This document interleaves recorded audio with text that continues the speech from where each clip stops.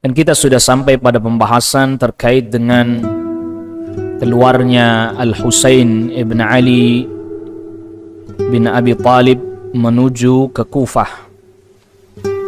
Jadi setelah dibaiatnya Yazid bin Muawiyah pada tahun 60 Hijriah, dibaiat dan umurnya pada saat itu berusia 34 tahun Yazid. Maka tatkala Abdullah bin Zubair berada di Madinah pada saat itu minta dibaiat, maka Abdullah bin Zubair pun lari menuju ke Mekkah. Dan ketika Al-Husain didatangi untuk diminta berbaiat, kata Husain, saya tidak akan berbaiat sembunyi-sembunyi, saya akan berbaiat terang-terangan di hadapan manusia. Tapi ternyata ketika malam hari, Al-Husain pun mengikuti atau menyusul Abdullah bin Zubair menuju ke kota Makkah. Nah, orang-orang Irak sebelum itu sudah sering berkirim surat kepada Al-Husain.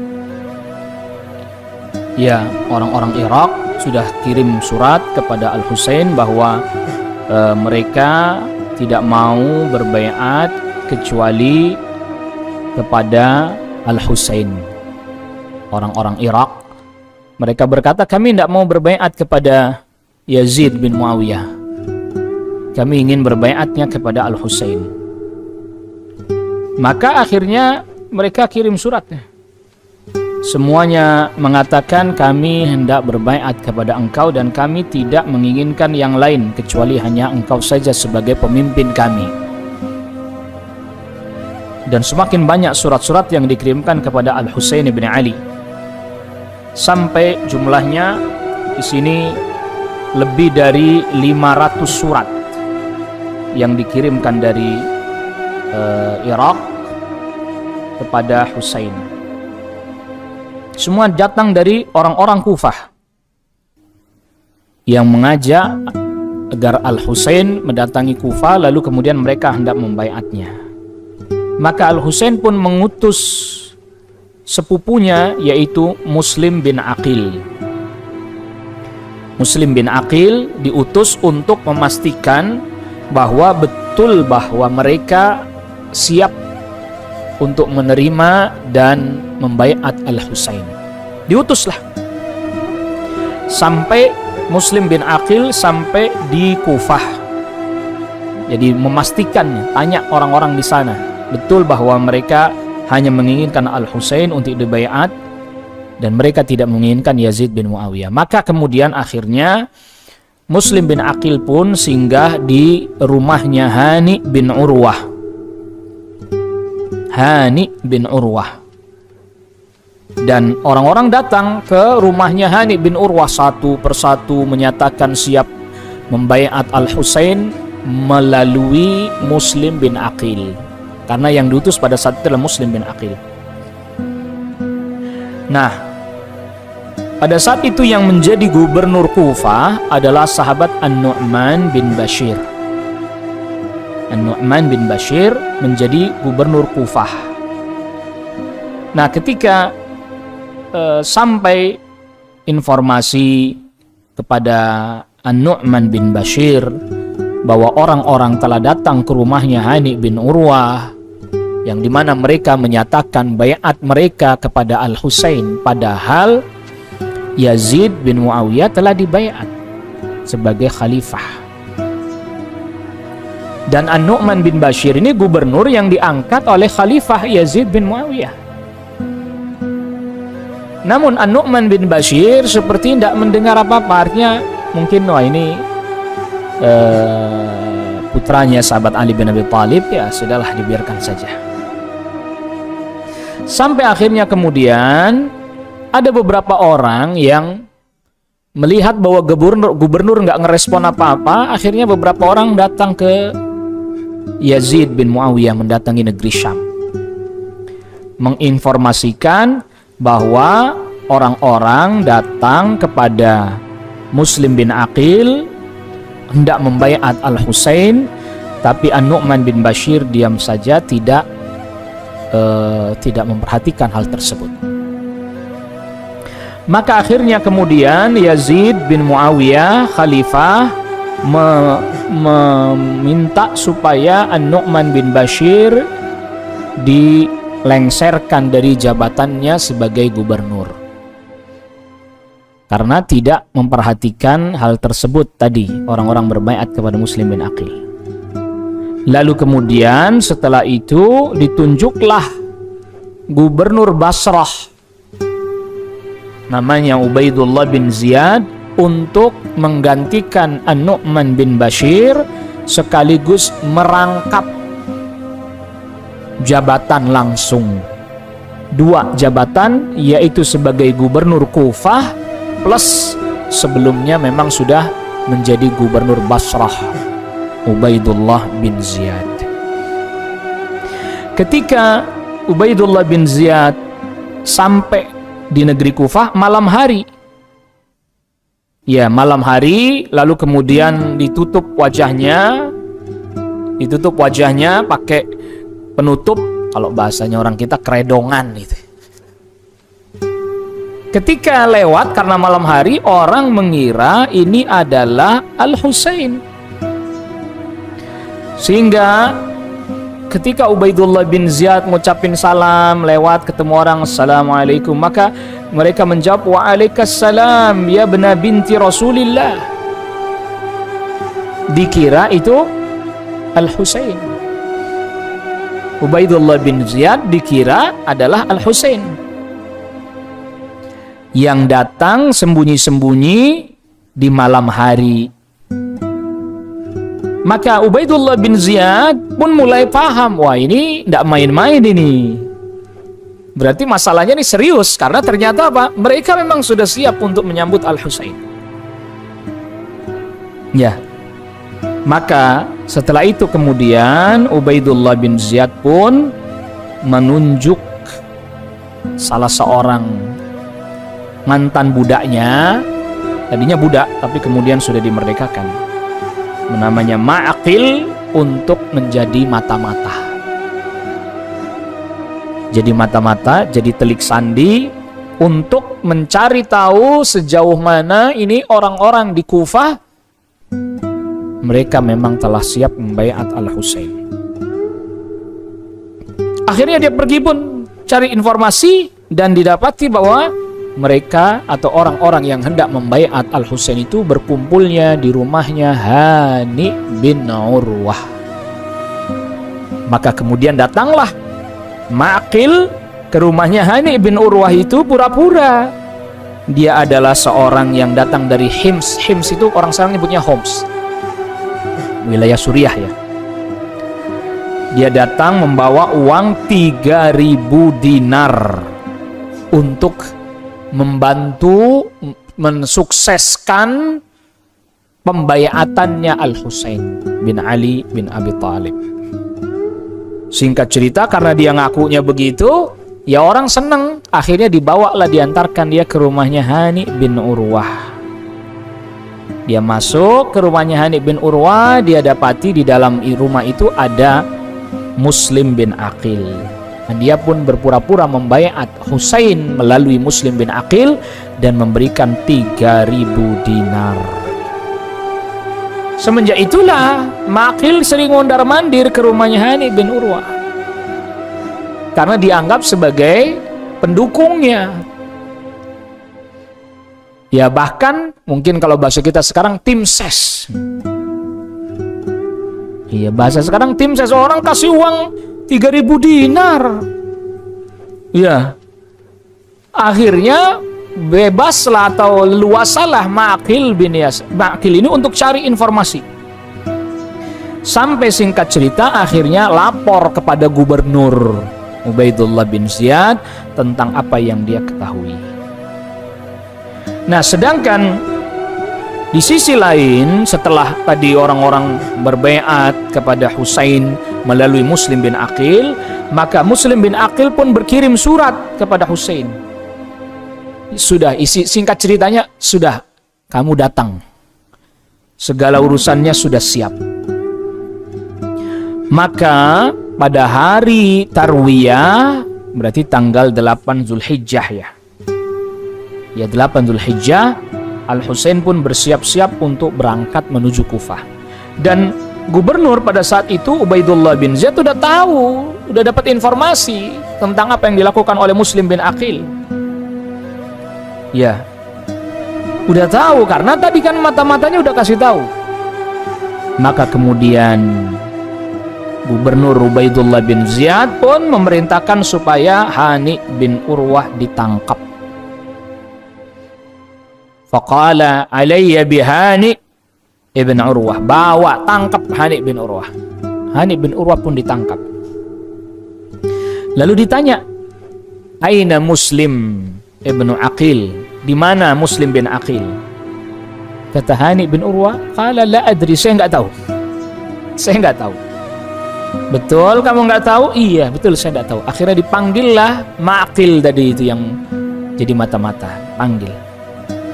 Kamu kenal dia? Iya saya kenal dia. Jadi nggak bisa bohong lagi. Iya. Jadi barulah Hani bin Urwah tahu bahwa ternyata Ma'qil ini adalah mata-matanya Ubaidullah bin Ziyad. Maka kemudian Ubaidullah bin Ziyad tanya lagi, aina Muslim bin Aqil, mana Muslim bin Aqil? Hani bin Urwah berkata, wallahi law kana tahta qadami ma rafa'tuha. Demi Allah, kalau seandainya Muslim itu ada di bawah telapak kakiku, aku tidak akan angkat telapak kakiku. Apa artinya? Saya nggak akan kasih tahu. Kalaulah dia saya sembunyikan di bawah telapak kaki saya, misalnya ada kertas gitu ya, kertas kayak gini.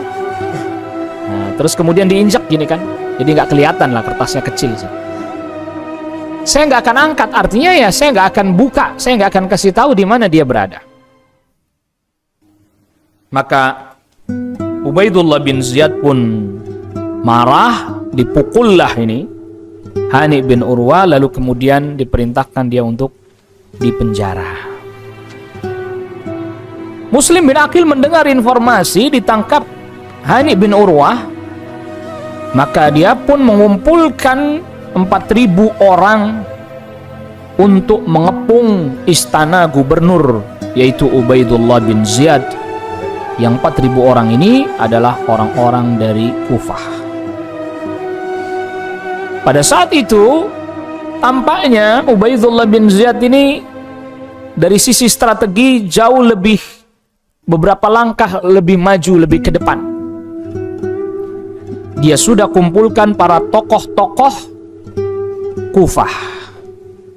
Lalu kemudian dia bernegosiasi dengan tokoh Kufah.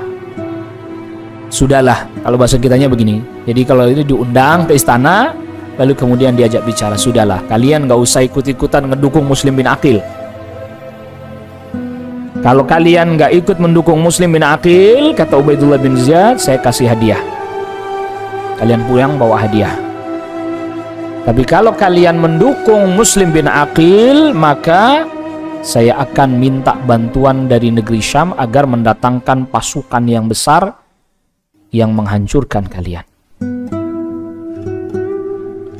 Diancam. Jadi kalau dukung, saya minta nanti Syam kirim pasukan besar untuk membunuh kalian.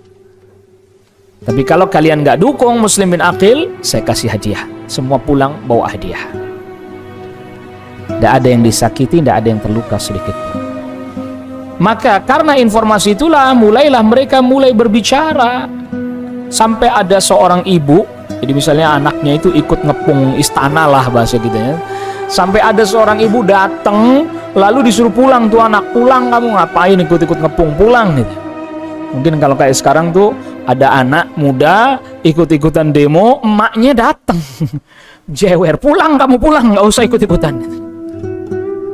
Iya, kamu tahu nggak, kalau kamu ikut begitu nanti datang pasukan dari Syam, kalian akan dibunuh. Udah pulang, nak, dijewer istilahnya kalau bahasa kita yang sekarang. Anaknya suruh pulang, udah ngapain ikut-ikutan orang-orang ini, udah pulang. Ya, sampai akhirnya ada seorang kakak datang, misalnya adiknya lagi ikut ngepung, suruh pulang juga. Begitu juga sampai pemimpin kabilah, pemimpin suku, kalau ada anggota sukunya ikut mengepung juga didatengin pulang. Akhirnya satu persatu pulang dari yang jumlahnya 4.000, hanya tinggal tersisa 30 orang saja. Dari 4.000 orang tinggal 30 orang, satu-satu pulang. Ada yang disamperin emaknya, ada yang disamperin abangnya. Kalau kayak kita ada yang disamperin ketua RT itu, suruh pulang. Pulang, ngapain kamu ikut-ikutan begini? Tinggal 30 orang. Dan sampai matahari terbenam, yang 30 orang itu pun akhirnya pulang juga. Sehingga tinggal tersisa Muslim bin Aqil saja.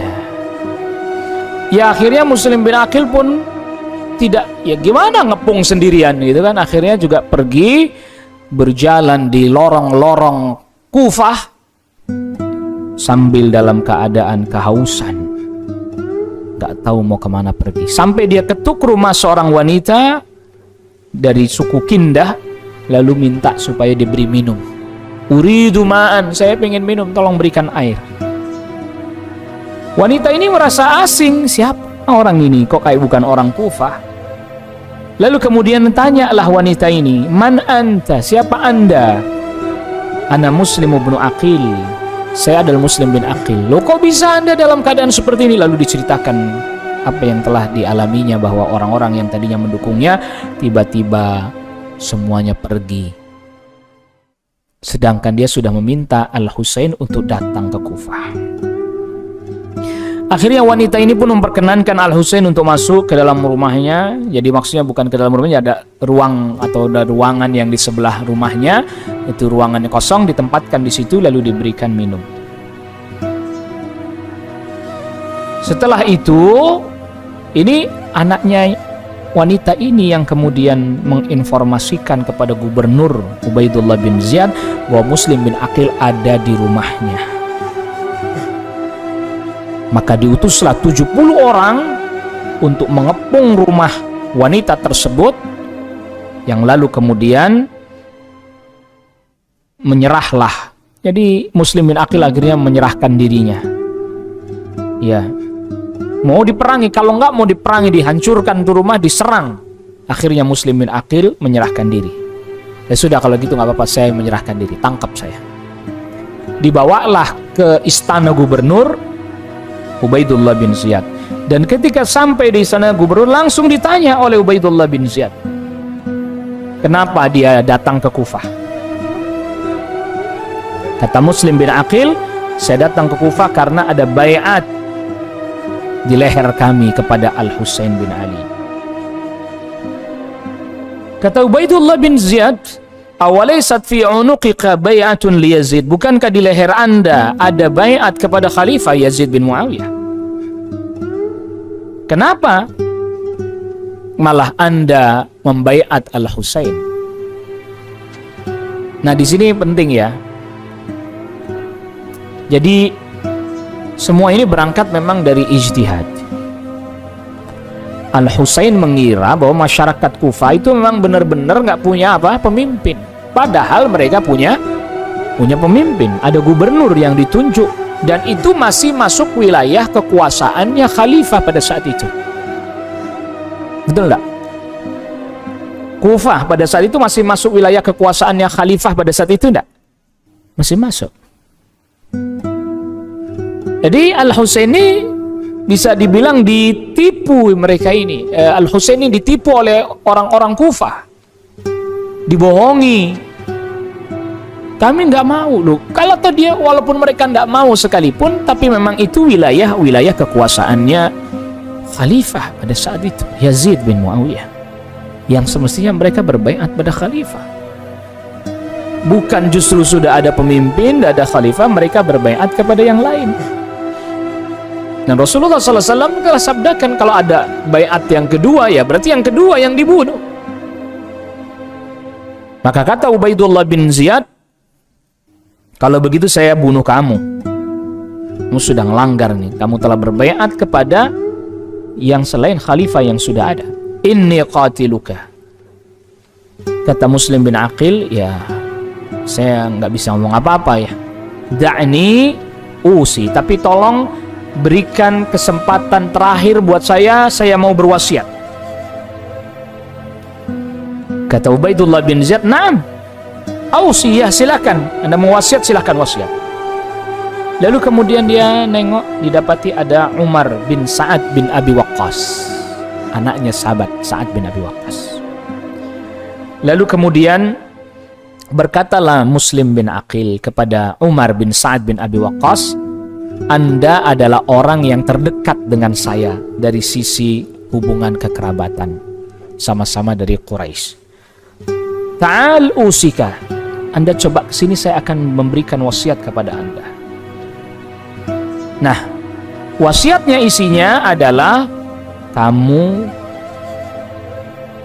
kirim utusan, pesan dari saya Muslim bin Aqil agar Husain kembali. Jangan datang ke Kufah. Sesungguhnya orang-orang Kufah telah menipumu. Mereka adalah orang-orang penipu. Mereka hanya ingin kerusuhan saja. Padahal mereka ada pemimpin, ngakunya nggak punya pemimpin. Tapi giliran diutus Muslim bin Aqil, malah mereka biarkan Muslim bin Aqil tertangkap, bahkan sampai dibunuh. Sehingga perkataannya Muslim bin Aqil yang terkenal, "Irji bi ahlika," kembalilah engkau dengan keluargamu. "Wala yaghurrannaka ahlul Kufah," jangan sampai engkau ditipu oleh penduduk Kufah. "Fa inna ahlal Kufati qad kadzabuka wa kadzabuni," penduduk Kufah telah mendustai engkau dan mendustai aku. Nah, itu kan. Jadi ini orang Kufah udah nipu, ini udah bohong, ngakunya nggak punya pemimpin dan seterusnya. Ternyata ada pemimpinnya. Bilangnya pengennya hanya kepada Husain, ternyata mereka tidak loyal. Malah mereka meninggalkan Muslim bin Aqil. Maka jadi hari Tarwiyah, Al-Husain tanggal 8 bergerak, tanggal 9 Muslim bin Aqil ditangkap, yang lalu kemudian dipenggal. Dan Al-Husain sudah bergerak tadi kita sudah katakan pada hari Tarwiyah, sebelum terbunuhnya Muslim bin Aqil, 1 hari sebelum terbunuhnya Muslim bin Aqil. Dan banyak para sahabat yang berusaha untuk menghalangi Al-Husain agar tidak melanjutkan apa yang dia inginkan, dihalangi, jangan sampai pergilah ke Kufah. Di antaranya ada sahabat Abdullah bin Umar, Abdullah bin Abbas, Abdullah bin Amr bin Al-As, sahabat Abu Sa'id Al-Khudri, sahabat Abdullah bin Zubair, bahkan saudaranya Al-Husain, adiknya Muhammad bin Ali yang dikenal dengan Muhammad ibnul Hanafiyah, sudah ingatkan juga ketika sebelum Al-Husain berangkat. Ketika mereka dengar Al-Husain akan menuju Kufah, mereka sudah larang, sudah kasih tahu. Abdullah bin Abbas berkata kepada Al-Husain ketika hendak keluar dari Makkah menuju ke Kufah, kata sahabat Abdullah bin Abbas, "Laula ayyuzri bi wa bikan nas la shabbathtu yadi fi ra'sika falam atrukka tadhhab." Kalau seandainya saya tidak khawatir orang akan memandang rendah aku dan engkau, niscaya saya akan pegang kepalamu sehingga engkau tidak akan aku biarkan pergi menuju ke Kufah. Kata sahabat Abdullah bin Umar, Asy-Sya'bi, seorang tabi'in, meriwayatkan sahabat Abdullah bin Umar ketika di Makkah dan mendapatkan kabar bahwa Husain hendak menuju ke Irak, sampai disusul, itu udah jalan, bahkan sudah jalan, disusul sama Abdullah bin Umar. Seraya berkata, Husain, aina turid? Mau kemana kamu wahai Husain? Qala al-Iraq, saya mau menuju Irak. Lalu dikeluarkanlah surat-surat yang ada lebih jumlahnya 500 surat lebih itu. Nih, saya dapat surat dari mereka bahwa mereka siap membaiat saya. Kata Abdullah bin Umar, la ta'tihim, jangan kamu datang kepada mereka. Tetapi Al-Husain tetap saja pergi. Kata Abdullah bin Umar, inni muhaddithuka hadithan, saya hendak sampaikan kepadamu satu hadis. Inna Jibril atan Nabiya sallallahu alaihi wasallam. Sesungguhnya malaikat Jibril pernah mendatangi Nabi sallallahu alaihi wasallam. Fa khayyarahu baina dunya wal akhirah. Lalu kemudian atas perintah Allah, malaikat Jibril memberikan pilihan kepada Nabi sallallahu alaihi wasallam antara dunia dan akhirat. Fakhtaral akhirah wa lam yurid ad-dunya. Tapi Rasulullah sallallahu alaihi wasallam lebih memilih akhirat dan tidak menginginkan akhirat. Wa innaka bad'atun minhu, dan engkau wahai Husain adalah merupakan bagian dari Rasul sallallahu alaihi wasallam. Wallahi la yaliha ahadun minkum abada wa ma sarafaha Allahu ankum illa lilladhi huwa khairul lakum. Demi Allah, tidaklah ada yang bisa menjadi khalifah dari kalian selama-lamanya. Artinya kalau Allah nggak kehendaki, ya nggak akan ada yang bisa menjadi khalifah lagi dari kalangan ahlul bait, kata Abdullah bin Umar. Dan tidaklah Allah memalingkan kepemimpinan, kekhalifahan ini kepada selain ahlul bait, kecuali pasti dia memang memiliki kompetensi untuk hal tersebut. Kalau diterjemahkan dalam bahasa kitanya, ya Husain, sudahlah, nggak usah kamu kejar itu urusan dunia menjadi khalifah. Rasul dulu disuruh milih dunia sama akhirat, beliau lebih pilih akhirat. Dan Allah Subhanahu wa taala yang lebih tahu mana yang baik. Ketika kekhalifahan tidak diberikan kepada kalian ahlul bait, itu mesti ada hikmah di balik itu, dan itu mesti yang terbaik, dan itu pasti yang maslahat. Tetapi Al-Husain tetap saja bersikeras hendak berangkat menuju Kufah. Maka Abdullah bin Umar pun merangkul Al-Husain seraya berkata, nangis. Abdullah bin Umar sampai nangis. Astaudi'ukallahu min qatil. Aku titipkan engkau kepada Allah, mudah-mudahan engkau tidak terbunuh.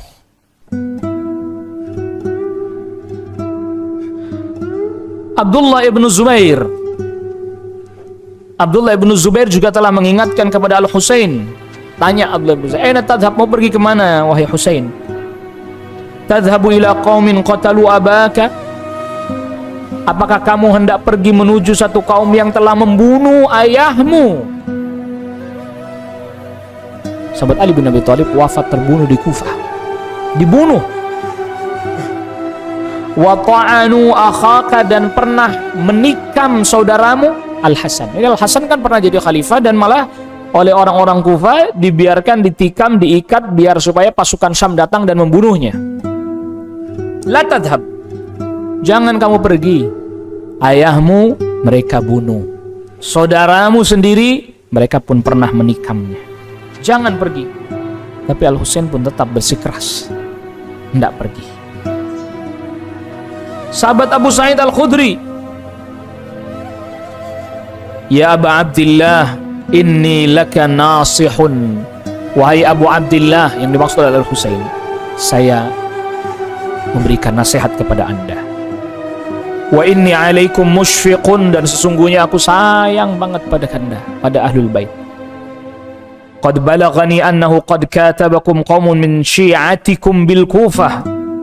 Telah datang informasi kepadaku bahwa kaum dari Syiahmu, artinya Syiahnya itu yang mendukung Al-Husain, telah berkirim surat. Yad'unaka ilal khuruj ilaihim, mengajak engkau agar engkau keluar menuju kepada mereka. Fala takhruj ilaihim, jangan kamu keluar menuju mereka, jangan. Fa inni sami'tu abaka yaqulu fil Kufah, karena sungguhnya aku pernah mendengar ayahmu yaitu Ali bin Abi Thalib pernah berkata di Kufah, wallahi laqad malaltuhum wa abghadtuhum wa malluni wa abghaduni. Demi Allah, aku sudah nggak suka sama mereka. Maksudnya orang-orang Kufah bosan, maksudnya udah nggak suka, dan saya membenci mereka. Mereka pun udah nggak suka sama saya dan membenci saya. Wa ma yakunu minhum wafa'un, dan Rasul sabdakan, pemimpin yang paling buruk adalah yang dia benci sama rakyatnya, rakyat benci sama dia. Jadi nggak usah Anda jadi pemimpinnya mereka. Jadi sahabat Ali bin Abi Thalib yang baik begitu aja akhirnya jadi buruk di mata mereka. Jadi bukan sahabat Ali bin Abi Thalib yang buruk, mereka yang buruk. Wa ma yakunu minhum wafa'un qattu. Mereka bukan orang yang memenuhi janji. Ya. Kalaulah engkau mendapatkan sesuatu, maka yang kau dapatkan hanyalah anak panah yang buruk yang bisa mengarah pada dirimu sendiri. Demi Allah, mereka tidak memiliki niat dan keinginan yang kuat. Mereka tidak punya loyalitas. Mereka juga tidak sabar dalam menghadapi peperangan. Jadi orang Kufah ini tipikalnya itu, kalau boleh dibahasakan dengan bahasa sekarang tuh, oportunis. Tipikal masyarakat oportunis. Ya, orang diajak. Nanti kalau udah begitu kok ternyata nggak nguntungkan, ya ditinggal. Muslim bin Aqil kan begitu. Mereka punya keinginan, mereka punya kemauan yang menurut mereka maslahat. Diajaklah orang untuk menjadi penguasa atau pemimpin, mereka menuju apa yang mereka mau. Ketika nggak nguntungin, ditinggal. Na'udzubillah. Tipikal masyarakat Kufah. Jadi mereka nggak akan bersabar dengan peperangan. Artinya ya daripada perang, mendingan mereka berubah haluan atau berubah dukungan. Itu kayak tadi itu. Tadinya mendukung Muslim bin Aqil, daripada nanti dibunuh, ya mendingan kami berkhianat aja, kita tinggalin aja Muslim bin Aqil. Allah musta'an. Bahkan diantara yang memberikan nasihat kepada Al-Husain adalah seorang penyair yang terkenal, namanya Farozdak. Ya, jadi setelah Al-Husain berangkat dari Mekah, di jalan bertemu dengan Farozdak. Farozdak ini penyair Arab terkenal. Ya. Kata Farozdak, min aina? Ditanya Farozdak, dari mana Anda? Kata Husain, Anda dari mana wahai Farozdak? Qala min al-Iraq, saya dari Irak. Kaifa kana ahlul Iraq, bagaimana keadaan penduduk Irak? Kata Farozdak, qulubuhum ma'aka, hati mereka bersama dengan engkau wahai Husain. Wasuyufuhum ma'a Bani Umayyah, tapi pedang mereka bersama dengan Bani Umayyah. Kamu suruh datang, seakan-akan mereka itu loyal sama kamu, tapi pedang mereka bersama dengan Bani Umayyah, mereka juga yang menyebabkan nanti engkau terbunuh. Sudah pulang aja, pulang aja. Ternyata Al-Husain pun tidak mau.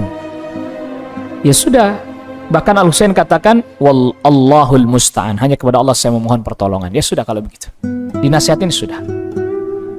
Maka akhirnya Al-Husain sampai di satu tempat yang namanya Qadisiyah, satu wilayah atau satu tempat di Irak namanya Qadisiyah. Dan berita tentang terbunuhnya Muslim bin Aqil sampai kepada Al-Husain, yang diutus Umar bin Sa'ad tadi, bin Abi Waqqas, karena telah mendengar bahwa Muslim bin Aqil sudah mati terbunuh, dan pesannya agar supaya Al-Husain pulang aja, jangan ke Kufah. Akhirnya kemudian Al-Husain pun bermusyawarah, karena pada saat itu Al-Husain bersama dengan anak-anaknya Muslim bin Aqil. Al-Husain pun musyawarah sama anak-anaknya, bagaimana nih, kita pulang atau kita lanjut? Kata anak-anaknya Muslim bin Aqil, la wallahi la narji' hatta na'khudha bi tha'ri abina. Kami nggak mau pulang sampai kami balas dendam. Kata anak-anaknya Muslim bin Aqil, ayah kami udah dibunuh, masa kita udah nyampe sini pulang lagi? Nggak, terus lanjut. Al-Husain akhirnya setuju ngikutin pandangannya anak-anaknya Muslim bin Aqil. Sampai kemudian Ubaidullah bin Ziyad mengetahui hal tersebut, maka Ubaidullah bin Ziyad mengutus komandan yang bernama Al-Hur bin Yazid At-Tamimi, berangkat kamu, bawa 1000 orang untuk bertemu dengan rombongannya Al-Husain. Berangkatlah Al-Hur bin Yazid At-Tamimi bersama dengan 1000 orang menghadang Al-Husain di jalan. Maka bertemulah di tadi dekat wilayah Qadisiyah tadi pasukannya Al-Hur bin Yazid At-Tamimi. Dan Al-Hur bin Yazid At-Tamimi adalah orang yang menghormati Al-Husain. Kata Al-Hur bin Yazid At-Tamimi, ila aina ya bna binti Rasulillah, Anda mau kemana wahai anak dari anak perempuannya Rasul sallallahu alaihi wasallam, mau kemana Anda? Qala ila al-Iraq, saya mau pergi ke Irak. Kata Al-Hur bin Yazid At-Tamimi, fa inni amuruka an tarji', saya minta Anda kembali aja, Al-Husain kembali, pulanglah, jangan ke Irak, jangan ke Kufah, jangan. Wa alla yabtaliyani Allahu bika, jangan sampai Allah Subhanahu wa taala menguji saya dengan engkau. Artinya, jangan sampai saya harus kemudian perang dengan Anda. Saya nggak mau. Terjemahnya begitulah, terjemah bebasnya. Jadi lebih baik Anda pulang aja, karena saya nggak mau perang dengan Anda, perang lawan Anda saya nggak mau. Itu jadi ujian berat buat saya kalau begitu. Sudah Anda pulang aja, ya. Atau Anda kembali ke Mekah, balik lagi, Anda kembali dari tempat Anda berangkat, atau Anda pergi ke Syam. Pergi ke Syam untuk menemui Khalifah Yazid bin Muawiyah. Tetapi nasihat Al-Hur bin Yazid At-Tamimi ini tidak dihiraukan juga oleh Al-Husain. Tetap berjalan menuju Irak. Bahkan Al-Hur berusaha udah menghalangi. Jangan dihalang-halangi. Jangan ke Irak. Sampai Al-Husain kemudian marah seraya berkata, Al-Husain, ibta'id anni, mau jauh, udah nggak usah halang-halangi saya. Sakilatka ummuka, kalau bahasa kita diterjemahin kasar, sakilatka ummuka itu mati saja ibumu. Atau bahasa lainnya, celaka kamu, udah jangan halang-halangi saya. Maka kata Al-Hur bin Yazid At-Tamimi, wallahi law qalaha ghairuka minal Arab laqtasastu minhu wa min ummih. Kalau yang ngomong kayak tadi itu bukan kamu, saya udah balas, mencela dia dan mencela ibunya. Tetapi bagaimana saya mau membalas Anda dengan perkataan tadi, sakilatka ummuk, celaka ibumu, mati saja ibumu. Bagaimana sedangkan ibumu adalah pemimpinnya kaum wanita, yaitu Fatimah radhiyallahu anha. Saya nggak akan balas perkataanmu itu. Singkat cerita, Al-Hur bin Yazid At-Tamimi tidak berhasil menghentikan Al-Husain. Al-Husain tetap bergerak menuju Irak sampai di satu tempat yang kita kenal dengan Karbala.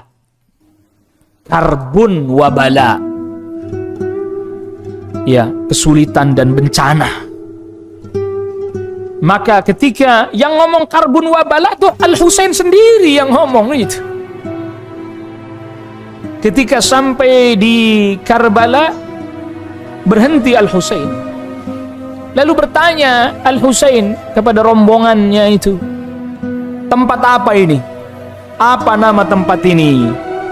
Mereka menjawab, qalu Karbala.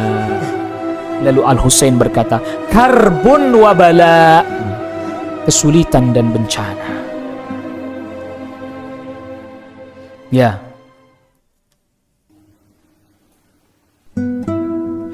Dan ketika sampai di Karbala,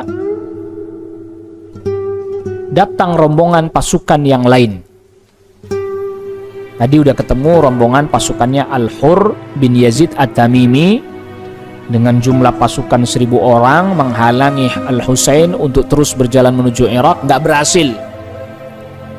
Akhirnya datang pasukannya Umar bin Sa'ad yang pada saat itu ada jumlah 4000 orang. Umar bin Sa'ad berkata kepada Al-Husain, Umar bin Sa'ad bin Abi Waqqas, lebih baik Anda sekarang pergi ke Irak untuk menjumpai gubernur Ubaidullah bin Ziyad. Nggak usah Anda bertemu dengan orang-orang yang menjanjikan akan membaiat Anda gak usah. Tuh, Umar bin Sa'ad bin Abi Waqqas ini itu orang yang dikasih wasiat oleh Muslim bin Aqil, yang kemudian Umar ngutus orang agar Al-Husain balik. Ternyata Al-Husain tidak balik terus, sebelum sampai Qadisiyah, dekat Qadisiyah ketemu dengan pasukannya Al-Hur bin Yazid At-Tamimi, juga sudah diingatkan pulang balik. Ternyata terus juga bablas sampai di Karbala. Di Karbala Umar bin Sa'ad langsung yang menemui Al-Husain dengan 4.000 orang pasukan untuk mengingatkan Al-Husain, baik, kalau memang kamu mau ke Irak, nggak mau balik lagi, temui Gubernur Ubaidullah bin Ziyad. Jangan engkau temui orang-orang yang hendak membaiat engkau.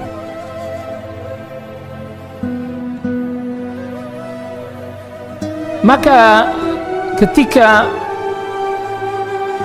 ini tentu masalahnya sangat genting. Jadi nampaknya Al-Husain sudah merasa, oh ini genting nih, saya sampai udah diingatkan sama Al-Hur bin Yazid At-Tamimi, ini saat Umar bin Sa'ad bin Abi Waqqas ini datang langsung juga, ini berarti ada hal genting nih. Ketika Al-Husain sudah merasakan bahwa kondisinya udah mulai genting, maka akhirnya dia pun berkata kepada Umar bin Sa'ad, inni ukhayyiruka baina thalathi umurin fakhtar minha ma syi'ta. Saya ada 3 pilihan, kata Husain. Silahkan menurut Anda dari 3 pilihan ini mana yang terbaik? Kata Umar bin Sa'ad, apa itu 3 pilihan itu? Anta da'ani arji, engkau biarkan saya pulang kembali ke Mekah. Yang kedua, au adhhab ila thagrin min thughuril muslimin, atau saya menuju ke medan perang. Yang ketiga, atau saya ingin menuju ke Khalifah Yazid yang ada di Syam, yang saya berbaiat kepadanya. Jadi Al-Husain tidak mau ketemu dengan Ubaidullah bin Ziyad, tidak mau. Jadi kata Umar bin Sa'ad bin Abi Waqqas tadi kan, kalau Anda mau tetap ke Irak, dia kalau gitu temuin gubernur aja, jangan temui orang-orang yang menjanjikan membaiat Anda itu. Enggak, saya tidak mau. Saya ada 3 pilihan, 3 opsi. Saya pulang lagi, atau saya bergabung dengan pasukan kaum muslimin berjihad, atau saya ke Syam untuk berjumpa dengan khalifah dan berbaiat padanya. Nggak mau berbaiat sama ini Ubaidullah bin Ziyad, mungkin karena Ubaidullah bin Ziyad telah mengeksekusi Muslim bin Aqil. Kalau saya berdamai dengan Ubaidullah bin Ziyad, lalu apa nanti kata anak-anaknya Muslim bin Aqil? Jadi lebih baik saya berdamai dengan khalifah aja. Saya datang ke Syam, lalu kemudian berbaiat kepada khalifah. Maka Umar bin Sa'ad katakan, ya kalau begitu saya sarankan Anda, maksudnya Al-Husain, sudah berangkat ke Syam untuk bertemu dengan Yazid, khalifah. Dan saya akan kembali melapor kepada Ubaidullah bin Ziyad. Gitu. Jadi singkat cerita, masing-masing bersepakat, Husain pergi ke Yazid, lalu kemudian Umar bin Sa'ad kembali menemui Ubaidullah bin Ziyad. Mudah-mudahan kondisinya membaik. Dan ternyata Al-Husain gak ngutus siapapun ke Yazid, untuk gak pergi ke sana, dan juga tidak mengutus orang untuk datang ke tempat Yazid. Sedangkan Umar bin Sa'ad mengutus utusan kepada Ubaidullah bin Ziyad. Tapi Al-Husain gak mengutus utusan ke Yazid, khalifah. Gitu. Nah, ketika utusan yang diutus oleh Umar bin Sa'ad bin Abi Waqqas ini sampai di tempatnya Ubaidullah bin Ziyad, kasih tahu bahwa Husain telah mengajukan 3 opsi dan dipilih salah satunya di antaranya, yaitu Husain ingin menuju ke Syam, berbaiat dan berjumpa dengan Yazid bin Muawiyah. Nah, itu. Awal mulanya Ubaidullah bin Ziyad ketika mendengar hal itu setuju. Ya, setuju. Bagus kalau begitu. Nah, kalau kita terjemahkan dalam bahasa kita gitu kan. Bagus kalau memang dia mau mengutus utusan ke Syam, berbaiat kepada khalifah, bagus. Sudah benar, itu sudah benar. Langkahnya sudah tepat. Yang dipilih oleh Husain sudah tepat. kata Ubaidullah bin Ziyad. Tiba-tiba nih ada pembisik. Pembisiknya gubernur, namanya Syamir ibnu Dzil Jaushan. Ini termasuk orang dekatnya lah, penasehat lah mungkin bahasa kita, penasehatnya gubernur. Dibisikinlah Ubaidullah bin Ziyad, gubernur dibisikin pada saat itu. La wallahi hatta yanzila ala hukmika. Wahai gubernur, Husain sudah nyampe sini. Dia sudah di dalam area kekuasaan Anda. Maka mestinya ya dia tunduknya kepada Anda. Tuh, ini pembisik nih, Syamir ibn Dzil Jaushan nih. Maka Ubaidullah bin Ziyad berubah pikiran dengar begitu. Bener juga ya, mungkin kalau bahasa kitanya, bener juga dia udah nyampe sini. Ini kan wilayah kekuasaan saya. Maka akhirnya kemudian Ubaidullah perintahkan, "Na'am hatta yanzil ala hukmi." Kasih tahu Husain dia harus tunduk sama saya karena dia di wilayah kekuasaan saya. Berubah. Tadinya setuju, udah biarin ya. Mau ke Syam deh. Sudah benar itu kepada khalifah. Ada yang bisikin, memang pembisik nih. Hati-hati nih dengan pembisik-pembisik. Ingat kisahnya Abu Talib juga nggak jadi masuk Islam gara-gara apa? Pembisik kan. Dibisik-bisikin. Hah? Dibisik-bisikin sama Abu Jahal. Ya jangan, kamu mau meninggalkan ajaran bapakmu tuh. Pembisik. Itulah mengapa Rasulullah SAW sabdakan, al-mar'u ala dini khalilih. Seseorang itu ngikutin agama temannya. Hati-hati, falyanzur man yukhalil. Hati-hati pilih teman. Ini gara-gara pembisik juga nih Ubaidullah bin Ziyad berubah pikiran. Oh ya bener juga ya. Dia udah nyampe sini, kenapa mesti jauh-jauh ke Syam? Di sini aja dia harus tunduk sama aturan-aturan saya, hukum saya. Maka Ubaidullah bin Ziyad pun langsung, Syamir, panggil Syamir bin Dzil Jaushan. Syamir, kalau begitu kamu aja yang nemuin Husain. Kamu berangkat temui Husain dan minta dia agar supaya dia tunduk kepada saya. Ya, temenin Umar bin Sa'ad untuk apa? Menemui Al-Husain. Dan kalau Umar bin Sa'ad ini tidak mau, artinya nggak mau meminta Husain supaya tunduk kepada saya, maka pimpinannya ganti. Kamu aja Syamir yang jadi pemimpinnya, bukan lagi Umar bin Sa'ad bin Abi Waqqas. Tuh, Umar bin Sa'ad udah nggak bisa apa-apa ini, digantilah istilahnya. Nah, mungkin kalau kayak sekarang dimutasi aja nih orang ini. Umar bin Sa'ad kalau dia nggak loyal sama saya, mutasi aja. Nah, pada saat itu Umar bin Sa'ad dipersiapkan membawa 4.000 pasukan menuju kepada satu tempat yang namanya Rai. Dan dipesan, pokoknya kamu pergi ke Rai, minta supaya Husain tunduk kepada saya. Ya, nanti kalau kamu berhasil, Umar bin Sa'ad, kamu jadi wali kota di sono, di Rai itu. Janjiin jabatan Umar bin Sa'ad. Akhirnya kemudian singkat cerita, tadi Umar bin Sa'ad pergi ke Rai, lalu kemudian Syamir ibnu Dzil Jaushan menemui Al-Husain. Dan sebelum bertemu, sampai informasi kepada Husain bahwa wah ini ada orang yang mau datang berjumpa dengannya, meminta dia agar tunduk kepada Ubaidullah bin Ziyad. Maka Al-Husain gak mau. La wallahi, tidak, demi Allah, la anzilu ala hukmi Ubaidillah bin Ziyadin abadan. Saya gak mau tunduk kepada Abdullah bin Ziyad sampai kapanpun.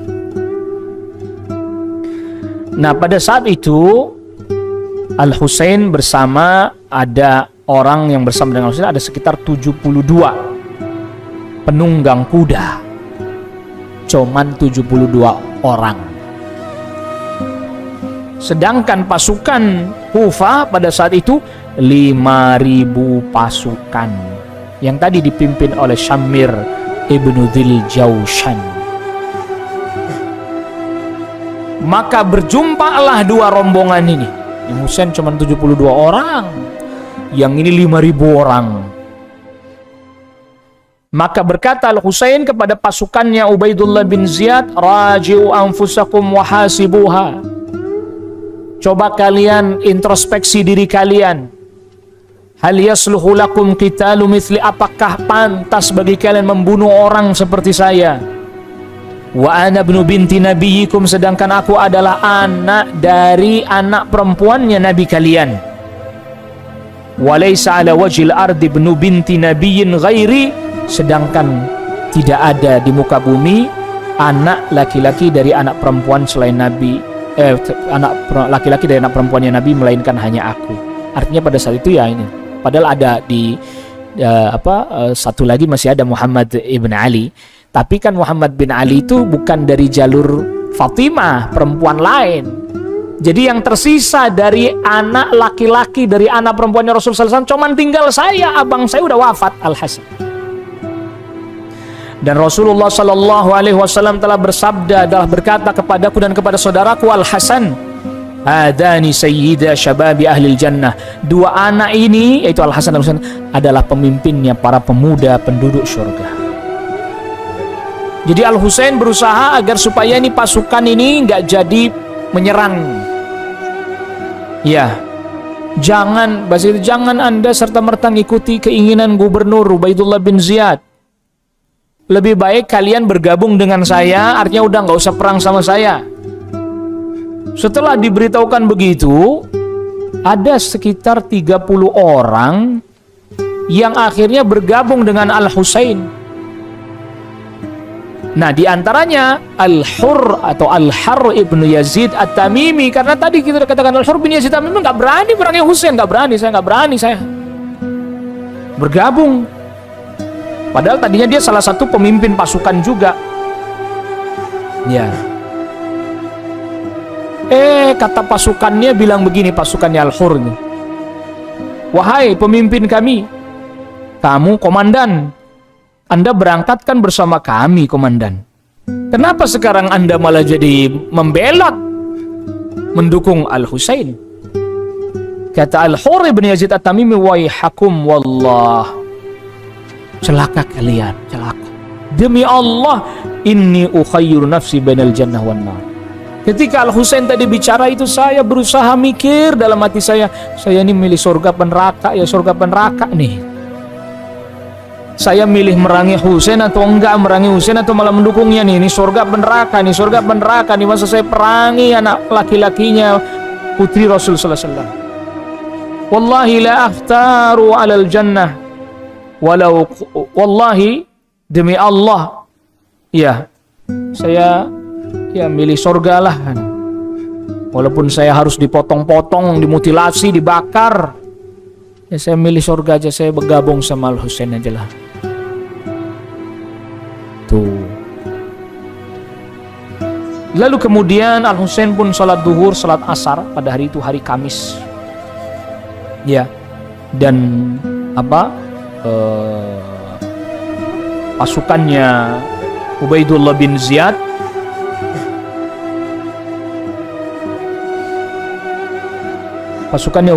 Ziyad pas ketika mau sholat, Husain katakan kepada mereka, kalian mau punya imam sendiri?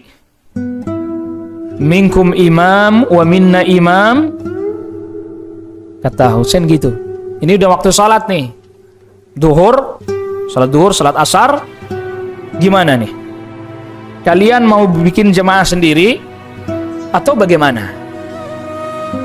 Kata mereka, ya enggak, kami sholat jamaah sama Anda. Anda jadi imam, kami jadi makmumnya. Jadi yang pendukungnya Al-Husain, ya pasukannya Ubaidullah bin Ziyad, sholat duhur, sholat asar, yang jadi imam Al-Husain. Ketika dekat waktu maghrib, maka pasukannya Ubaidullah bin Ziyad yang tadi sholat bareng tuh maju dengan pasukan. Masya Allah, itu sempat sholat bareng dulu itu.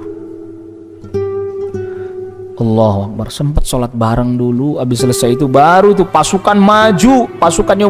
Jadi setelah gabung sholat begini, udah selesai sholat, mungkin kalau kayak kita tuh keluar ke masjid, ke medan perang, udah masing-masing ke sisinya masing-masing yang saling berhadapan. Allahu Akbar, baru habis sholat bareng. Yang pasukannya Ubaidullah bin Ziyad ya di barisan sebelah sana misalnya, yang pasukannya Al-Husain ya di barisan sebelah sini, berhadap-hadapan lagi. Habis sholat bareng, sholat mah bareng, perang mah tetap perang. Allahu Akbar. Akhirnya kemudian ketika mendekati waktu maghrib, maka pasukannya Ubaidullah bin Ziyad maju dengan kuda mereka menuju kepada Husain. Ya. Dan ketika itu Al-Husain ya sudah berkalung pedang, pedangnya udah dipasang. Ya. Lalu kemudian ditanyakan, kenapa ini? Mereka sudah maju. Ya. Nah, pasukan udah maju, kata Husain, kasih tahu mereka apa yang mereka mau. Maka majulah 20 pengendara kuda. Di antaranya ada Abbas bin Ali bin Abi Thalib. Ini saudaranya Husain, namanya Abbas. Ya, saudaranya Husain. Tapi beda ibu. Satu ayah, beda ibu. Akhirnya kemudian Abbas bin Ali, ini bukan paman Nabi Abbas bin Abdul Muttalib, bukan, namanya Abbas bin Ali bin Abi Thalib. Lalu kemudian tanya, gitu ya, kalian mau apa? Kata pasukan itu, kami hanya ingin meminta Husain tunduk kepada Ubaidullah bin Ziyad atau diperangi. Kata Abbas bin Ali, tahan dulu, tahan. Saya kasih tahu dulu kepada Husain. Saya akan kabari dulu. Maka kembalilah ini pasukan yang dipimpin oleh Abbas bin Ali bin Abi Thalib menjumpai Husain dan kasih tahu bahwa mereka meminta Anda tunduk sama gubernur atau diperangi. Kata Husain, kasih waktu 1 malam. Kasih waktu 1 malam, besok saya akan beritahukan keputusan saya. Saya akan sholat dulu, sholat mohon kepada Allah Subhanahu wa Ta'ala, baru kemudian besok saya beritahukan apa keputusan saya. Maka malam hari itu Al-Husain berdoa, sholat, berdoa kepada Allah, beristighfar, memohon ampun kepada Allah Subhanahu wa Ta'ala, memohon mana ini yang terbaik. Maka keesokan harinya berarti hari Jumatnya, hari Jumat, Al-Husain pun menetapkan bahwa tidak mau tunduk kepada gubernur Abdullah bin Ziyad. Maka akhirnya kemudian peperangan pun terjadi. Ya, peperangan pun terjadi antara pasukannya Ubaidullah bin Ziyad dengan rombongannya Al-Husain, termasuk, jadi tadinya sekitar 72 tambah 30 cuman 102 melawan pasukan yang berjumlah 470 orang. 5.000 kurang 30 kan tadi. Ya, 4.970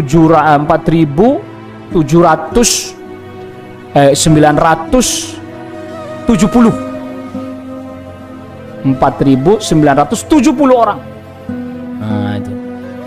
Ada yang 30 udah gabung sama pasukannya Al-Husain. Tentu nggak berimbang ini. Maka orang-orang yang ada di dalam pasukannya Al-Husain ini berkata bahwa wah, ini nggak berimbang ini. Ya, tapi sudahlah, pokoknya nggak apa-apa, membela Husain kita mati nggak apa-apa dah. Maka satu persatu berguguran di hadapan Al-Husain, sehingga akhirnya dari 102 orang ini mati seluruhnya, kecuali Husain bin Ali dan anaknya yang dalam keadaan sakit, yaitu Ali bin Husain. Awat nih, hati-hati nih. Tinggal Husain bin Ali, ini Husain bin Ali bin Abi Thalib, sama anaknya namanya Ali. Anaknya Husain namanya Ali lagi. Enggaknya ini kita hati-hati nih, jangan ketukar-tukar. Sakit, dalam keadaan sakit. Nah, akhirnya tinggal Husain sendirian. Ya, Husain tinggal sendirian. Karena tadi pendukungnya mati satu persatu, sudah jumlahnya nggak imbang. Nggak ada satupun yang datang kepada Husain, nggak ada. Ya karena udah tinggal sendirian. Jadi nggak ada yang berani ini mendekati Husain, membunuh Husain, nggak berani. Pasukannya Ubaidullah bin Ziyad masih menghormati Al-Husain bin Ali sebagai Ahlul Bait. Nggak ada yang berani ngedeketin untuk membunuhnya, nggak ada yang berani. Termasuk anaknya Al-Husain yang sedang dalam keadaan sakit, Ali bin Husain, yang dikenal nanti dengan sebutan Zainal Abidin. Yaitu Ali bin Husain itu yang dikenal dengan Zainal Abidin. Orang gak ada yang berani maju, pasukan janganlah. Mungkin kalau bahasa kita, ini cucunya Rasul nih, kita gak berani nih. Gak berani sentuh-sentuh, gak berani toel-toel nih cucunya Rasul. Sampai, nah ini Syamir ibnu Dzil Jausan datang. Apa kata Syamir? Dia teriak dengan suara yang keras, celaka kalian. Kenapa kalian gak berani? Udah kepung, bunuh Husain. Yang suruh bunuh itu Syamir. Karena itu diperintah sama komandannya, apalagi komandannya ini orang dekatnya gubernur. Mungkin kalau kita ilustrasikan, mereka sempat tengok-tengok kanan kiri sama temennya juga, gimana nih? Ini cucunya Rasul gimana nih? Komandan suruh kepung, suruh bunuh gimana nih? Udah, ikut aja dah. Akhirnya kemudian dikepung. Al-Husain dikepung, ya udah. Kalau kayak kita, mereka sudah menghunuskan pedang, Al-Husain di tengah, mereka masing-masing menghunuskan pedang kepada Al-Husain. Diperintah sama komandannya. Ya, tapi lagi-lagi nggak ada yang berani maju. Udah dikepung begini, asal maju dibunuh oleh Husain. Asal maju satu orang lagi dibunuh oleh Husain. Al-Husain pun nggak istilahnya nggak berhenti, nggak takut terus menyerah gitu aja, nggak. Biarpun nih banyak ada maju satu-satu, saya bunuhin satu-satu. Akhirnya kemudian kata Syamir, waihakum madza tantadirun. Hei, kalian nunggu apa? Jangan maju satu-satu. Kalau bahasa kitanya begitu. Udah keroyok aja langsung. Soalnya maju satu-satu, maju kalah dibunuh sama Husain. Maju lagi kalah, satu dibunuh. Jangan satu-satu, keroyok. Ngapain satu-satu, katanya, orang banyak begini masa kalah sama satu orang. Akhirnya karena komandannya yang perintahin, gimana lagi nih, udah serbu langsung bareng-bareng bersamaan. Sehebat-hebatnya orang, seahli-ahli berkelainya orang, kalau udah dikeroyok ya KO juga. Akhirnya Al-Husain pun terbunuh. Nah, itu aja nih orang yang pedangnya mengenai Al-Husain namanya Sinan. Ya, ini dia yang pedangnya mengenai Al-Husain, namanya Sinan bin Anas An-Nakhai. Sampai akhirnya Sinan ini memenggal kepalanya Al-Husain. Ada yang mengatakan bahwa yang memenggal ya komandannya langsung, Syamir ibnu Dzil Jausan tadi. Ada dua versi. Yang pertama yang menggal kepalanya Al-Husain adalah Sinan Ibn Anas An-Nakhai. Versi yang kedua adalah komandannya sendiri. Jadi mungkin setelah tertusuk, tertikam, jatuh, komandannya datang penggal kepalanya Al-Husain. Setelah dipenggal itu, kepalanya langsung dibawa, dihadapkan kepada gubernur Ubaidullah bin Ziyad di Kufah. Jadi nggak ada cerita sahih kepalanya ditendang-tendang buat main bola, nggak ada. Antum nanti bisa dituntut sama yang punya sejarah sepak bola untuk gitu. Ini kadang suka ceritanya bumbu-bumbunya ini yang banyak, nggak ada itu. Langsung dibawa, dihadapkan kepada gubernur Kufah pada saat itu, Ubaidullah bin Ziyad. Ketika sudah ini dibuka, ya dibuka kepalanya Husain itu sudah terpenggal. Lalu ada kayak semacam pisau kecil gitu ya. Ubaidullah bin Ziyad keluarkan pisau kecil lalu ditusuk-tusuk mulutnya Al-Husain gini. Mungkin kalau kita dilihat-lihat tapi sambil ditusuk-tusuk itu. Pada saat itu ada sahabat Anas bin Malik. Anas bin Malik udah tua, sahabat Anas bin Malik itu usianya saat itu 90-an, 93-an atau bahkan lebih. Kata Anas bin Malik, wallahi la asu'annaka, demi Allah saya akan berbuat buruk kepadamu wahai Ubaidullah bin Ziyad. Laqad ra'aitu Rasulullah sallallahu alaihi wasallam yuqabbilu mawdi'a qadibika min fi. Sungguh aku telah melihat Rasulullah sallallahu alaihi wasallam mencium Al-Husain tepat di tempat yang kau tusukkan pisau kecilmu itu kepadanya. Pada saat itu ada seorang tabi'in namanya Ibrahim An-Nakhai. Lau kuntu fi man qatala al-Husain thumma udkhiltul jannah, kata Ibrahim An-Nakhai, kalau seandainya aku termasuk ke dalam golongan atau rombongan orang-orang yang membunuh Husain lalu aku dimasukkan ke dalam surga, istahyaitu, pasti aku sangat malu, an amurra baina yaday, an amurra ala nabi, aku lewat di hadapan Nabi fayanzura wajhi, lalu dia melihat wajahku. Kalau seandainya saya termasuk orang yang membunuh Husain lalu saya dimasukkan ke dalam surga, pasti saya malu, saya lewat di hadapan Rasul sallallahu alaihi wasallam sedangkan Rasul melihat wajah saya. Jadi ini banyak yang menyesalkan kejadian itu. Jadi kalau di sini kita bisa ketahui berarti ya ini Syammir ini tokohnya di sini nih. Ya, Syammir ibnu Dzil Jaushan ini yang menjadi tokoh atau dalang terbunuhnya Al-Husain. Ubaidullah bin Ziyad gubernur dipengaruhi sama dia, sampai dia yang langsung kemudian memimpin pasukan untuk membunuh Al-Husain. Bahkan sebagian riwayat tadi kita katakan dia langsung juga yang menggal kepalanya Husain. Dalam riwayat yang lain adalah Sinan bin Anas An-Nakhai. Nah, yang terbunuh bersama dengan Al-Husain siapa saja di Karbala itu? Ya tentunya Al-Husain. Kemudian Ja'far bin Ali bin Abi Thalib. Jadi bukan Ja'far saudaranya sahabat Ali bin Abi Thalib, bukan, lain lagi. Itu udah wafat jauh di masa Rasul sallallahu alaihi wasallam ya. Ja'far bin Ali, Abbas bin Ali, Abu Bakar bin Ali, Muhammad bin Ali, Uthman bin Ali. Ini yang terbunuh. Ini anak-anaknya sahabat Ali bin Abi Thalib yang terbunuh bersama dengan Al-Husain. Ada 6 orang. Ya, ada 6 orang. Dan dari anak-anaknya Husain yang ikut terbunuh ada Abdullah, kemudian ada Ali Al-Akbar. Ya, Ali Al-Akbar, Ali yang besar. Kemudian itu dia bukan Ali Zainal Abidin, Ali yang satunya lagi. Berarti adiknya ada Ali As-Sani. Jadi dulu juga orang dulu namain anaknya sama, kakaknya Ali, adiknya Ali lagi. Akhirnya diistilahkan dengan Ali Al-Akbar, yang kakaknya yang besar.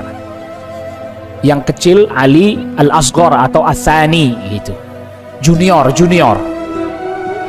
Ya, Ali JR belakangnya, junior. Istilahnya orang sekarang begitu. Dan termasuk juga anaknya Al-Hasan juga ikut terbunuh. Ada Abdullah, ada Al-Qasim, ada Abu Bakar. Ini ada 3. Anak-anaknya Aqil, Muslim kan sudah wafat duluan ya. Ja'far, lebih banyak ini. Ya, Ja'far. Kemudian Abdullah, Abdurrahman. Kemudian Abdullah lagi. Ini Abdullah bin Muslim, berarti cucunya Aqil nih. Abdullah bin Muslim bin Aqil. Muslim bin Aqil udah duluan. Berarti dari anak-anaknya Aqil bersama dengan Muslim bin Aqil ada 5. Ya. Lalu kemudian Abdullah bin Ja'far. Anak-anaknya Abdullah bin Ja'far. Jadi ini Abdullah bin Ja'far, anaknya Ja'far bin Abi Thalib. Mungkin untuk memudahkan begini, kita ulangin lagi dikit. Bahwa Abu Thalib itu punya beberapa anak. Di antaranya anaknya, sebagian para ulama katakan yang paling besar namanya Talib. Maka dia disebut Abu Talib, bapaknya Talib. Talib, Ja'far, kemudian Aqil, kemudian Ali. Begitu. Ja'far bin Abi Talib udah wafat duluan. Ya, Aqil yaitu bapaknya Muslim, ya Aqil, terus Ali. Nah, Abdullah bin Ja'far ini anaknya Ja'far. Punya anak Aun dan Muhammad, juga wafat juga. Semuanya dari Ahlul Bait yang terbunuh pada saat itu jumlahnya sekitar 18 orang. Yang mereka wafat pada perang atau pada kejadian yang di Karbala tentu sangat tidak berimbang. Ya. Nah, tentang wafatnya dan terbunuhnya Al-Husain ini sudah ada informasinya semenjak masa Rasul sallallahu alaihi wasallam, udah ada. Ummu Salamah meriwayatkan, ya, Ummu Salamah meriwayatkan, tapi ini ada kelemahan, hadisnya ada kelemahan. Jibril sedang bersama dengan Nabi dan Al-Husain bersamaku, maka Husain menangis.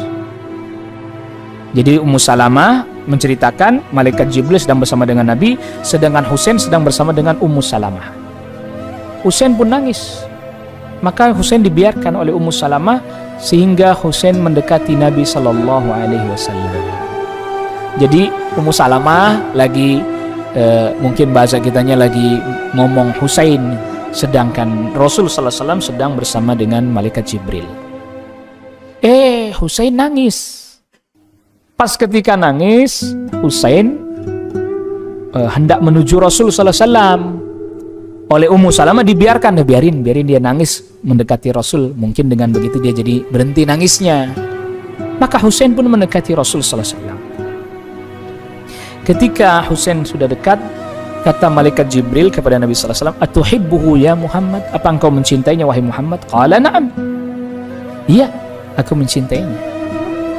Kata malaikat Jibril, "Inna ummataka sataqtuluhu." Umatmu nanti yang akan bunuh Husain. Ya. Wa in syi'ta araituka min turbatil ardi allati yuqtalu biha. Dan kalau engkau mau, kata malaikat Jibril, aku akan perlihatkan kepadamu tempat di mana Husain dibunuh. Maka diperlihatkan kepada Nabi sallallahu alaihi wasallam, yaitu ternyata adalah Karbala. Namun hadis ini ada kelemahan. Ya. Lalu kemudian ada riwayat dari Ummu Salamah juga, kata Ummu Salamah, "Sami'tul jinna tanuhu 'alal Husaini lamma qutila." Aku mendengar ada jin yang berteriak, ya meratapi Husain ketika Husain dibunuh. Tapi ini riwayat hanya sampai Ummu Salamah saja. Gitu. Nah, adapun cerita riwayat bahwa langit hujan darah, ya, karena kematiannya Al-Husain, lalu tiba-tiba dinding-dinding ini berlumuran darah, dan bahkan tidak didapati bebatuan-bebatuan yang ada di Karbala kecuali ketika diangkat batu itu di bawahnya ada darah. Atau kemudian nyembelih onta, ternyata darahnya keluar sangat banyak. Kata Asy-Syaikh, semua ini adalah cerita-cerita bohong, dusta. Tidak ada sanad yang sahih kepada Nabi sallallahu alaihi wasallam. Enggak ada juga ini dari orang-orang yang menyaksikan kejadian itu, enggak ada. Ini adalah kedustaan yang disebarkan untuk membuat atau membangkitkan perasaan marah. Atau riwayat-riwayat ini adalah datang dari orang-orang yang tidak mendapati kejadian tersebut. Ya. Dan sahabat Abdullah bin Abbas berkata, aku melihat Nabi sallallahu alaihi wasallam di dalam mimpi. Kata Abdullah bin Abbas, aku lihat di dalam mimpi Nabi sallallahu alaihi wasallam di siang hari, rambut beliau kusut, berdebu, membawa kayak semacam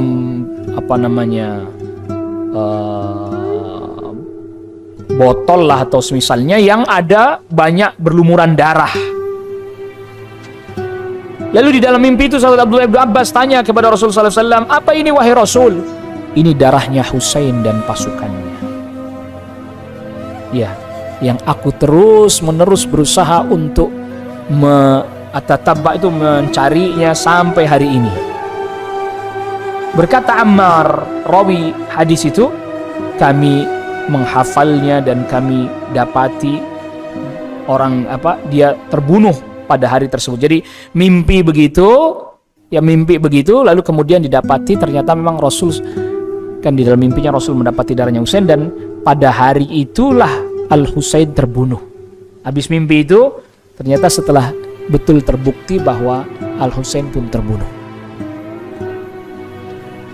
Nabi SAW sabdakan, siapa orang yang bermimpi berjumpa aku di dalam mimpi, maka dia sama saja berjumpa denganku. Dan sahabat Abdullah bin Abbas yang meriwayatkan hadis ini hadis sanadnya sahih. Abdullah bin Abbas adalah orang yang paling tahu tentang ciri-ciri Rasul SAW. Jadi yang mimpi sahabat Abdullah bin Abbas, di dalam mimpi bertemu dengan Rasul bawa kayak semacam botol yang isinya darah, dan ternyata itu darahnya Husain, dan ternyata pada hari itulah terbunuhnya Al-Husain.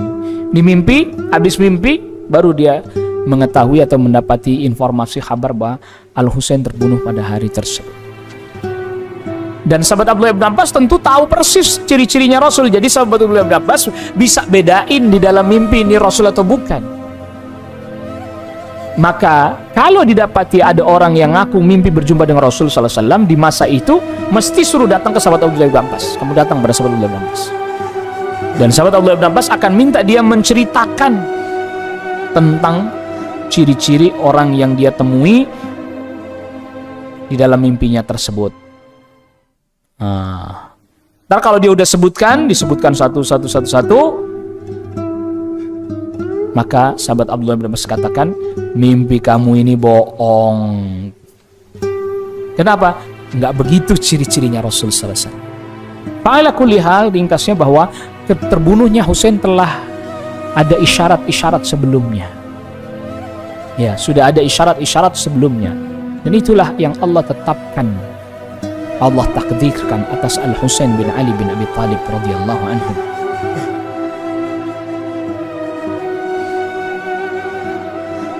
Lalu bagaimana dengan Ubaidullah bin Ziyad? Ya, Ubaidullah bin Ziyad akhirnya mati juga, dibunuh oleh Al-Mukhtar bin Ubaid bin Abi Ubaid Al-Thaqafi. Ubaidullah bin Ziyad tuh gubernur, akhirnya mati juga, nanti dibunuh sama Al-Mukhtar bin Abi Ubaid Al-Thaqafi. Dia membunuh dalam rangka balas dendam atas kematian Husain. Tetapi Mukhtar bin Ubaid Al-Thaqafi ini pas waktu Muslim bin Aqil mengepung rumah atau istana gubernur, dia ikut. Mukhtar bin Ubaid itu ikut, tapi ketika pulang dia juga ikut pulang, jadi dibiarkan Muslim gitu. Apa maknanya ini? Ini tanda bahwa orang Syiah di masa-masa awal itu tidak konsisten. Muslim bin Aqil kan ahlul bait juga toh. Kenapa dia tinggalkan, nggak dia bela Mukhtar bin Ubaid? Tapi ketika giliran Al-Husain dibunuh, dia balas dendam membunuh Ubaidullah bin Ziyad. Nanti ujung-ujungnya Mukhtar bin Ubaid ini ngaku nabi nih, ujung-ujungnya nih. Iya, dia akhirnya ujung-ujungnya ngaku nabi. Gitu. Nah, berarti kalau begitu, ini orang-orang Kufah ini kan nggak konsisten. Mereka balas dendam terkait kesalahan diri mereka sendiri toh. Gara-gara mereka tidak mendukung Muslim bin Aqil ditinggalkan begitu saja, akhirnya Muslim bin Aqil dibunuh, dan sebab itu juga lah menjadi sebab terbunuhnya Al-Husain bin Ali bin Abi Thalib. Dan gak ada satupun dari orang Kufah yang membela Al-Husain kecuali tadi Al-Hur bin Yazid At-Tamimi dan 29 orang yang bersamanya di 30 orang. Al-Hur bin Yazid At-Tamimi doang yang membela Al-Husain sampai dia akhirnya rela bergabung dengan pasukannya Husain, keluar dari pasukannya Ubaidullah bin Ziyad yang dipimpin Shamir ibnu Dzil Jausan. Cuman Al-Hur bin Yazid bin Tamimi aja.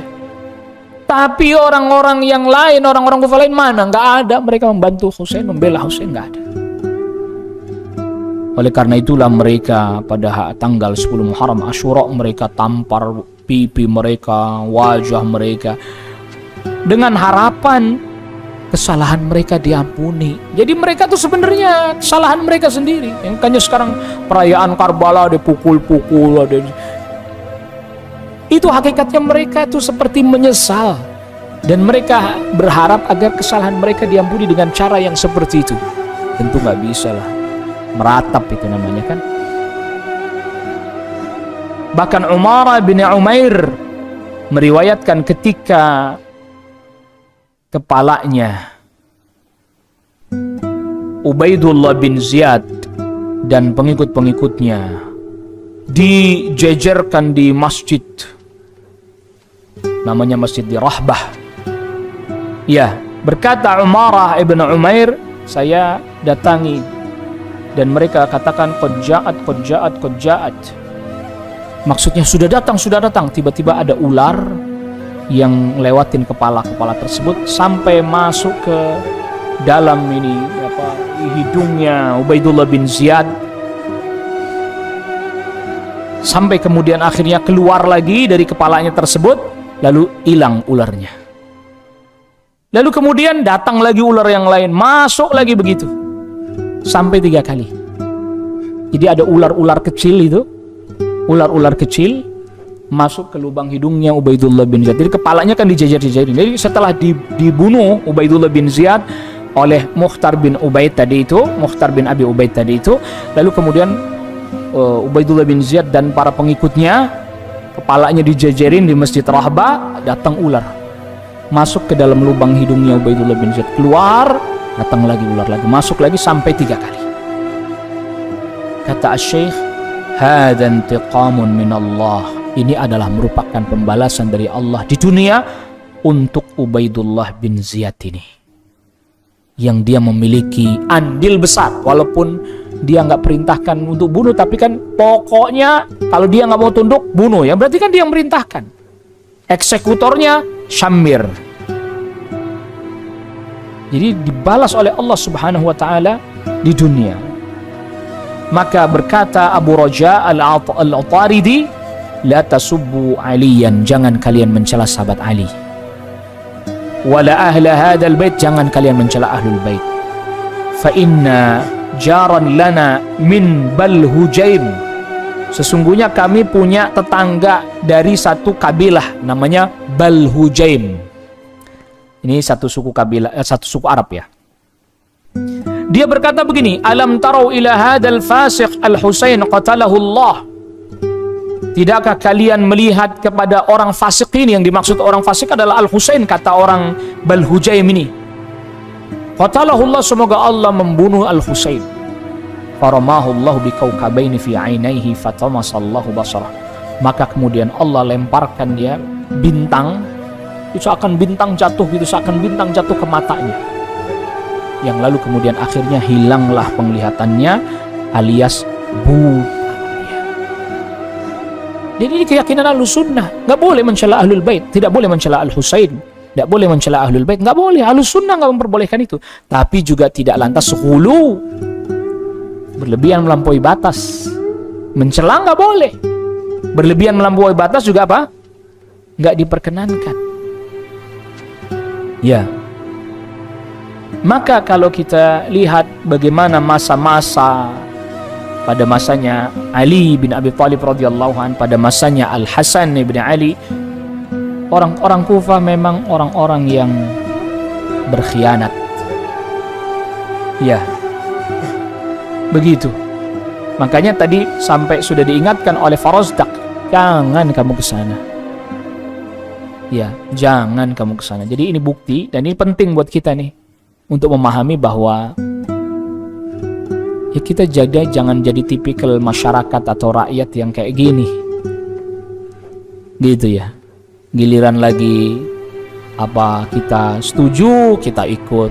Giliran enggak, ya tentu dalam urusan syar'i kan ada nanti metodenya lagi sendiri. Jadi kalau lagi seneng, gembira, wah dipuji-puji, disanjung-sanjung. Giliran lagi masa-masa sulit susah, dicela-cela. Padahal terkadang kondisi-kondisi sulit itu pun di luar kemampuan daripada penguasa pada saat itu. Siapa sih orang yang nggak kepengen baik kondisinya? Siapa sih pengen? Cuman kadang ada hal-hal yang memang itu di luar kewenangan dan kemampuannya. Wallahu ta'ala a'la